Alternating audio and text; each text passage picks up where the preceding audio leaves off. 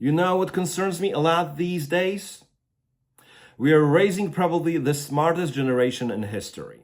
Kids who code before they're 12, who publish research in high school, or who start companies before they can legally drink. And we are sending them into the world with absolutely no training in the skill that very often decides whether their brilliance will ever be listened to, or whether it will get them canceled, ostracized, fired, or thrown into the pit before lunch. We teach them everything except how to speak so that another human being does not feel small. We teach them everything except how to share their vision without making others feel invisible.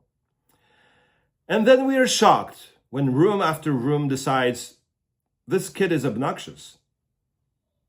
Get rid of him or her. So if you know that guy, drop a comment below and tell us about him. Hello everybody, this is Rabbi Mirski and welcome to the Rabbi Mirski Show.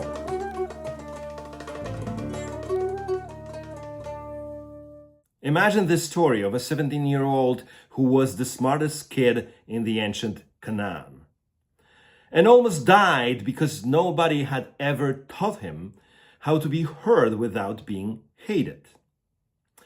In our parashah for this week, Vayeshev, Joseph is 17, brilliant, favored, and utterly tone deaf to the impact of his dreams and his multicolored coat. He tells his brothers in vivid detail that one day they will all bow down to him. The result? They throw him into a pit, sell him for 20 pieces of silver, and the family fractures for 22 years. He has these dreams from God that one day everyone will bow down to him. And what does he do? He tells everyone the dreams, out loud, in detail, not once, but twice, to the exact brothers who were already burning with jealousy. All the brothers hear is, I'm going to be your boss. Minutes later, he is in the pit. Hours later, he is sold. And it's the beginning of his 22-year journey, a difficult journey marked by injustice and a lot of suffering. And before I continue, don't get me wrong. I'm not blaming biblical Joseph for what happened to him. Neither I blame the people I'm going to talk about in a minute. It's not victim blaming. This story is often viewed through the lens of right and wrong, good and bad. And yes, we have a right to judge these characters. But at the end of the story, we learn that what was actually morally wrong, even abhorrent, turned out to be a part of the divine plan to save the Jacob's family and the Jewish people right at the beginning of their history. And when I read our parashah this week, this story hit me like a brick. Joseph is the perfect picture of what is often happening right now to so many of our young, brilliant people. Many young people, and some not so young, reach leadership positions while they are still emotionally 17.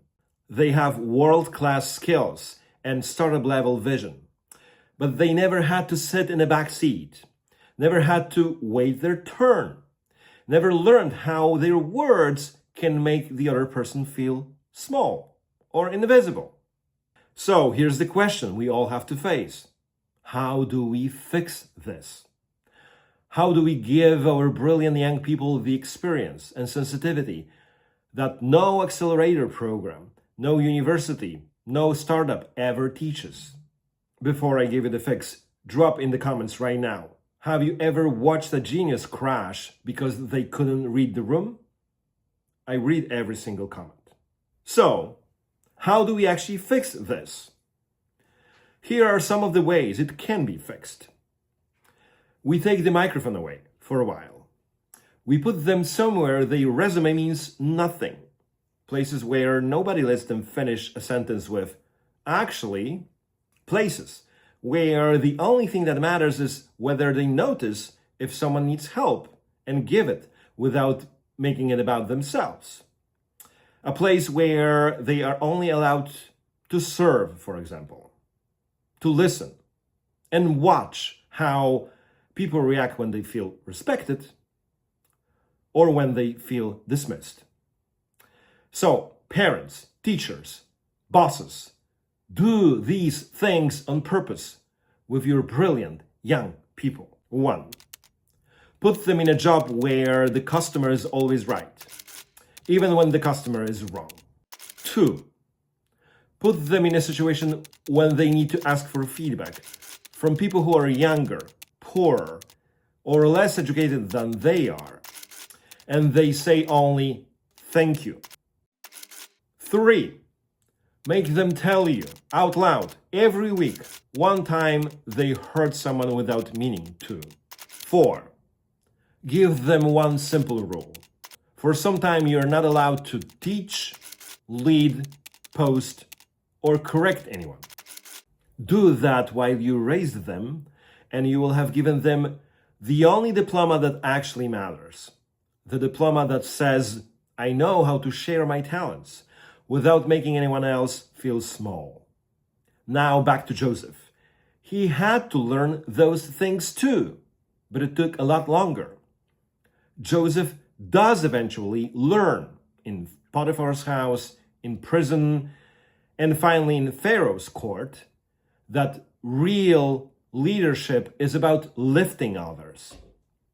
The same Joseph who once flaunted his dreams will one day say to his trembling brothers, "You intended harm, but God intended it for good, to preserve life."